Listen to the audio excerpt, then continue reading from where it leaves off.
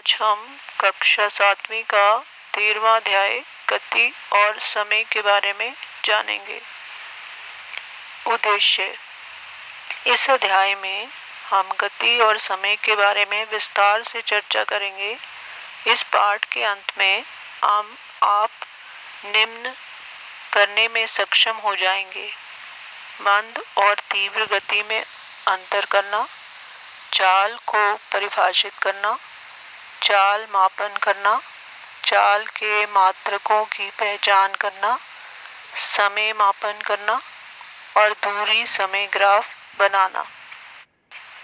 हम इस अध्याय की चर्चा करते हैं। सबसे पहले हम विभिन्न प्रकार की गतियों के कुछ उदाहरण लेते हैं। आपने पिछली कक्षा में विभिन्न प्रकार की गतियों के बारे में पढ़ा है, जैसे मार्च पास करते हुए सैनिक की गति सरल रेखा गति होती है। सीधी सड़क पर चलती बैलगाड़ी सरल रेखा गति करती है। दौड़ते धावक के हाथों की गति आवर्ती गति कहलाती है। चलती साइकिल के पैडल की गति वर्तुल गति, सूर्य के चारों ओर पृथ्वी की गति भी वर्तुल गति कहलाती है।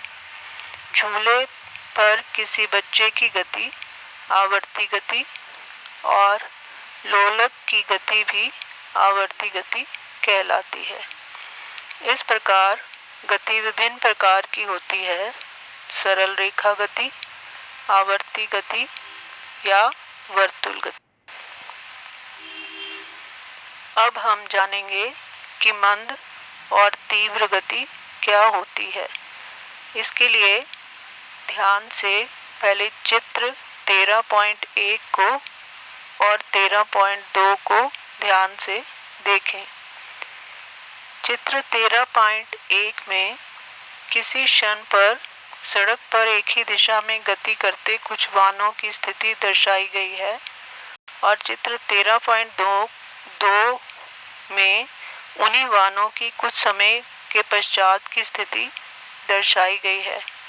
दोनों चित्रों को देखकर आप बताएं कि कौन सा वाहन सबसे तीव्र गति कर रहा है और इनमें से कौन सा मंद गति कर रहा है।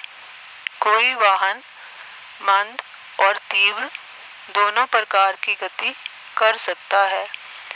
जैसे कि अगर सड़क खाली है तो उस पर चलती हुई कोई गाड़ी तीव्र गति से चलेगी, और अगर सड़क में ट्रैफिक बहुत है तो वो गाड़ी की गति धीमी होगी, जिसे हम मंद गति कहते हैं। इस प्रकार कोई भी वाहन मंद और तीव्र दोनों प्रकार की गति कर सकता है। अब हम जानेंगे कि चाल क्या होती है। किसी वस्तु द्वारा एकाक समय में तय की गई दूरी को हम उस वस्तु की चाल कहते हैं। जब हम यह कहते हैं कि कोई कार 50 किलोमीटर प्रति घंटा की चाल से गति करती है, तो इससे यह ज्ञात होता है कि वह कार 1 घंटे में 50 किलोमीटर दूरी तय करेगी। चाल बराबर है तय की गई कुल दूरी बटा लिया गया कुल समय।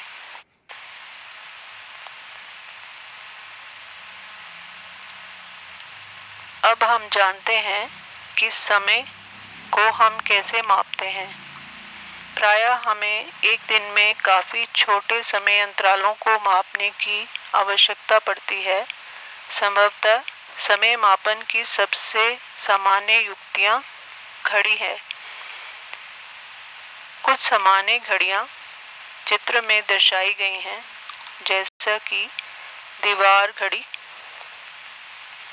मेज घड़ी और आजकल अंक और डिजिटल घड़ियों का इस्तेमाल अधिक होता है।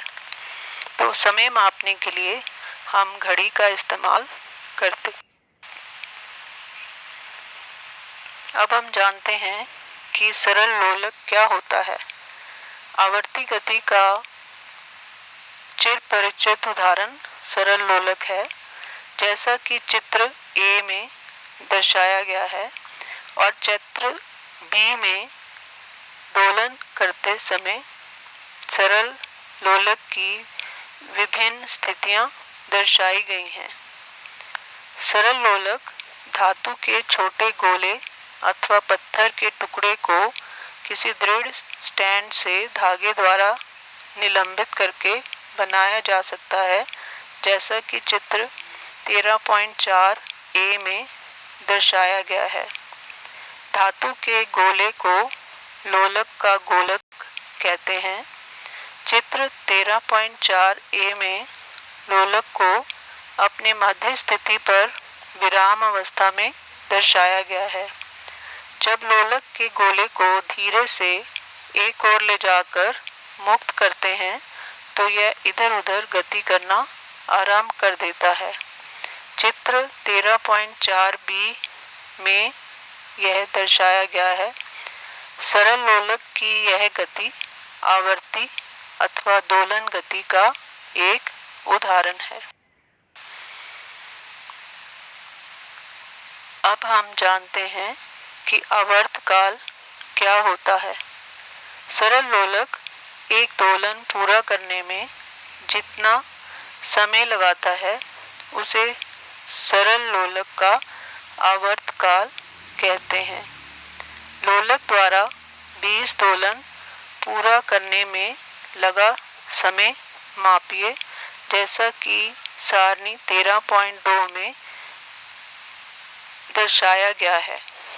सारणी 13.2 सरल लोलक का आवर्तकाल, जिसमें डोरी की लंबाई 100 सेंटीमीटर बताई गई है और 20 दोलन को पूरा करने के लिए लिया गया समय 42 सेकंड है, तो आवर्तकाल 2.1 सेकंड होगा, क्योंकि आवर्तकाल बराबर है दोलन को पूरा करने में लगा समय बटा दोलन की संख्या।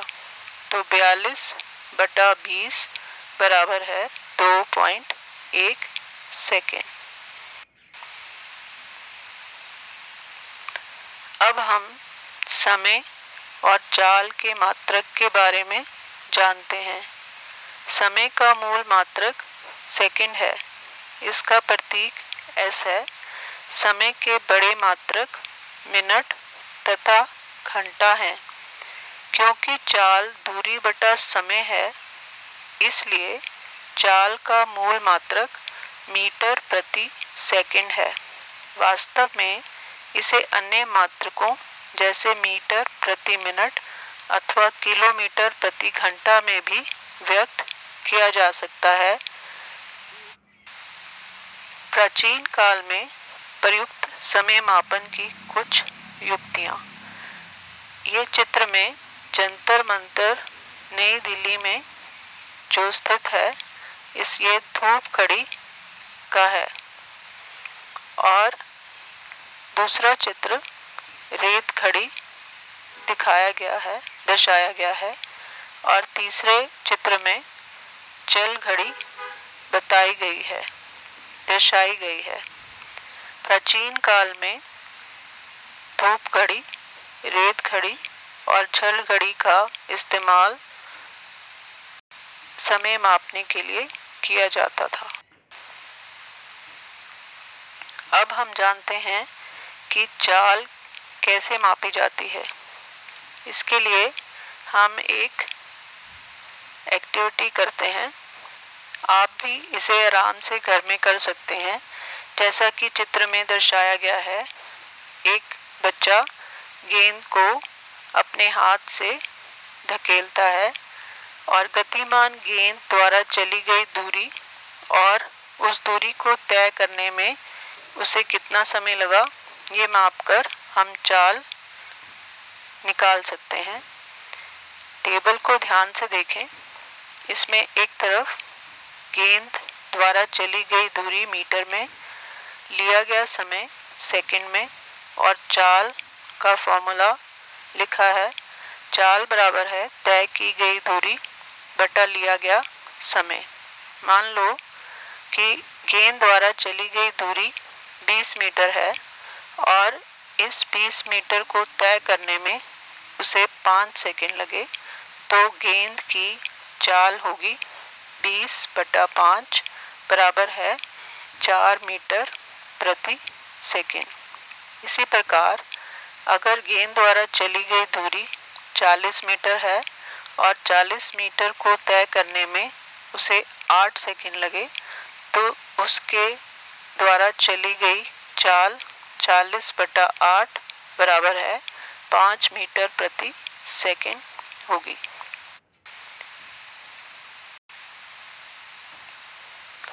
आइए कुछ जंतुओं द्वारा प्राप्त की जा सकने वाली तीव्रतम चाल को कैलकुलेट करते हैं। हम बड़े मात्रक को छोटे मात्रक में कैसे परिवर्तित कर सकते हैं, इसे ध्यान से सारणी में देखेंगे। इस सारणी में सबसे पहला उदाहरण बाज की चाल किलोमीटर प्रति घंटे में दर्शाई गई है। बाज 320 किलोमीटर प्रति घंटे की चाल से चलता है, तो उस चाल को मीटर प्रति सेकंड में बदलने के लिए उसे हम किलोमीटर को 1000 से दर्शाएंगे और 1 घंटे को 60 गुना 60 यानी कि 3600 सेकंड के बराबर होता है।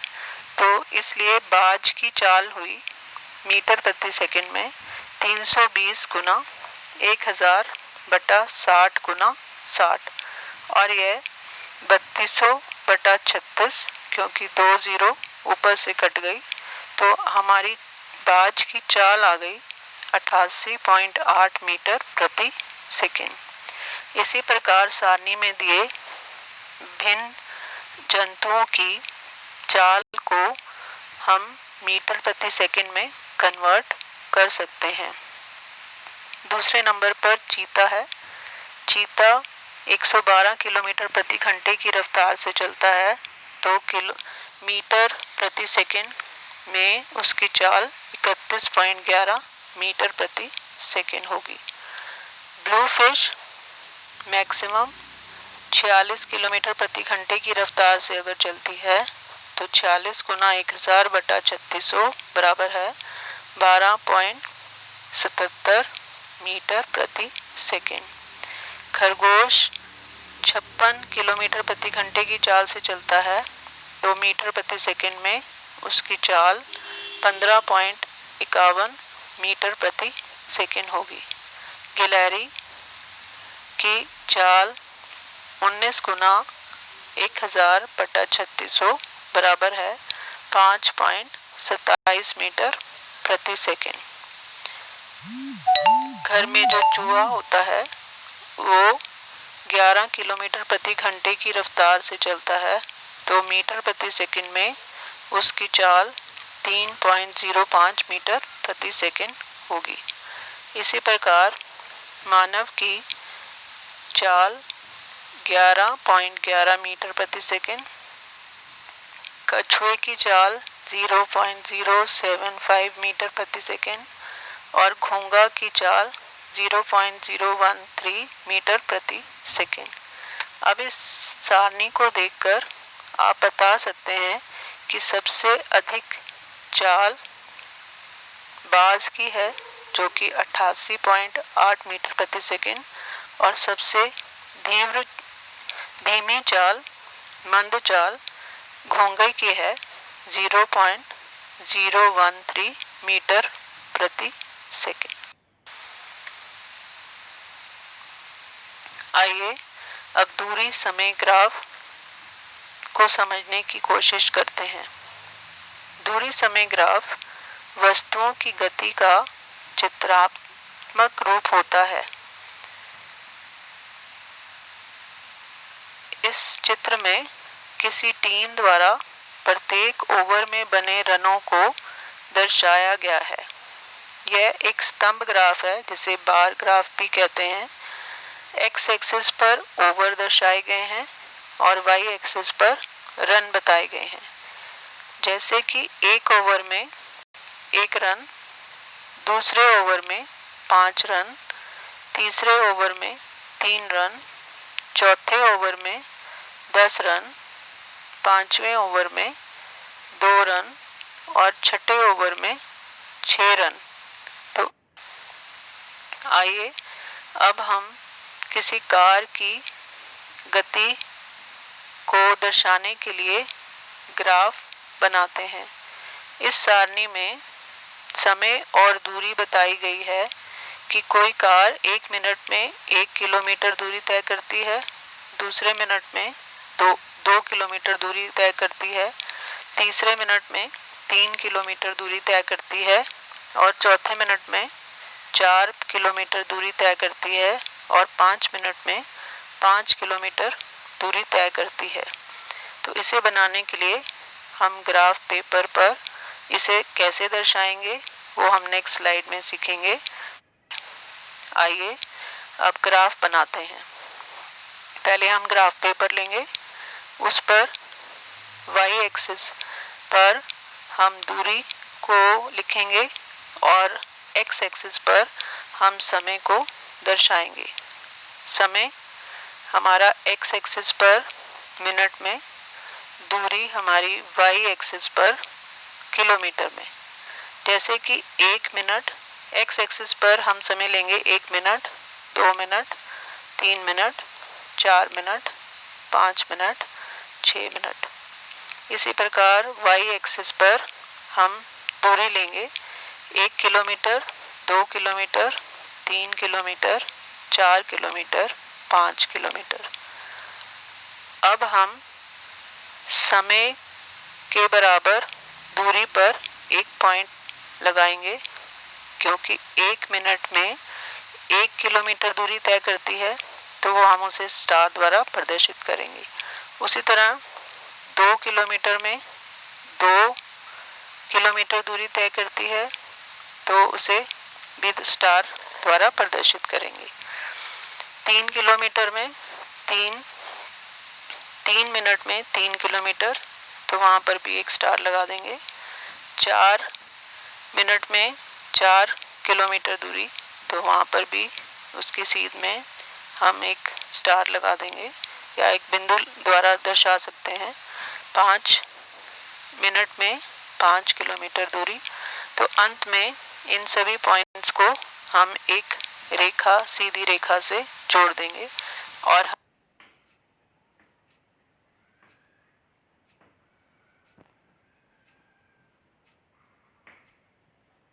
हमारा ये सरल रेखा ग्राफ बनकर तैयार हो जाएगा।